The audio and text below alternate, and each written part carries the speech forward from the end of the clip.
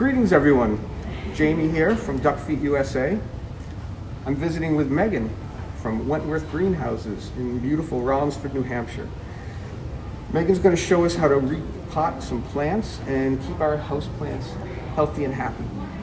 Hi, so this is my little potting station here, and I have picked out 3 different plants to do in one pot, which is called a dish garden.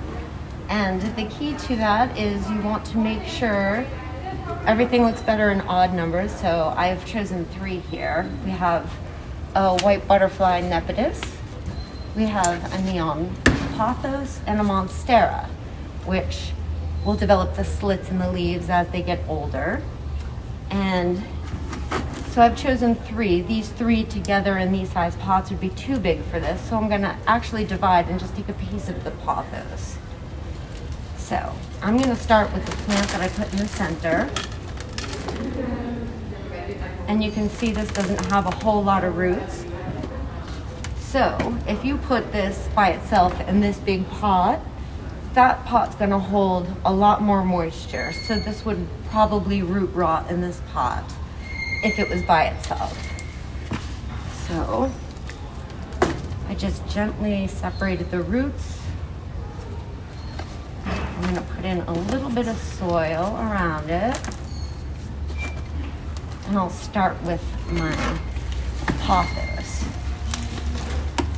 This one has some good roots. So I like to say tickle the roots. So when you repot a plant, you just want to loosen those roots. And then you can see all the places where you can divide. So basically you just want to find a good chunk of it and then gently work those roots apart.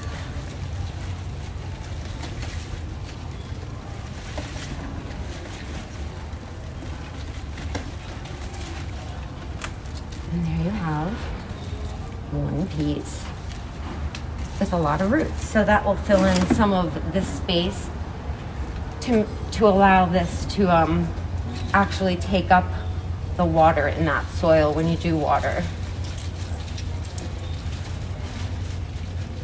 So I'll put it in and spread it out a little. You might add one more little piece just to balance it.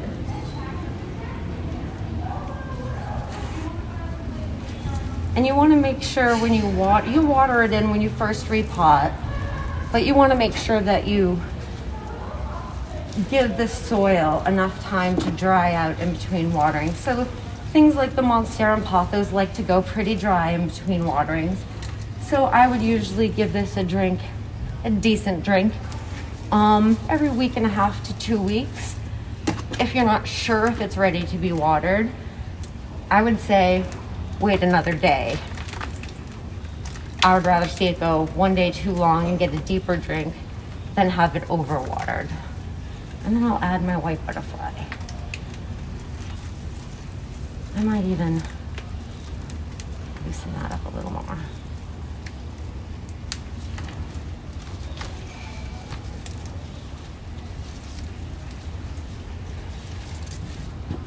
And then finish adding my soil. And after that, we're just gonna water it in a little bit, give it its first drink, and then it'll wait another week and a half, 2 weeks before you give it another drink.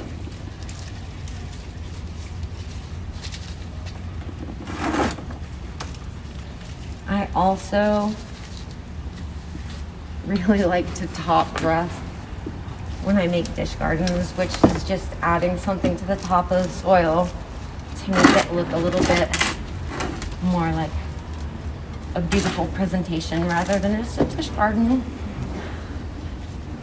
like this. I love this stuff. It's just preserved moss. It's rainbow moss.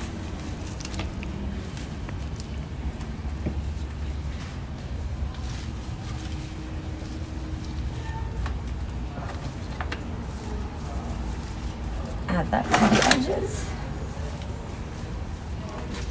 And this also helps to retain some of the moisture from the soil. So if you do have to go an extra day or two without watering, it'll be perfectly fine in here.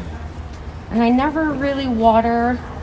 If I say once a week, I don't really do it once a week consistently because that sometimes changes. I do it by weight. So I know what it feels like right now. And then I'll give it a drink. And I want to feel that it's gained a little bit of weight with that drink. And then in a week and a half, I'll pick it up and feel it again and see if it's lost a little bit of that weight that I gave it.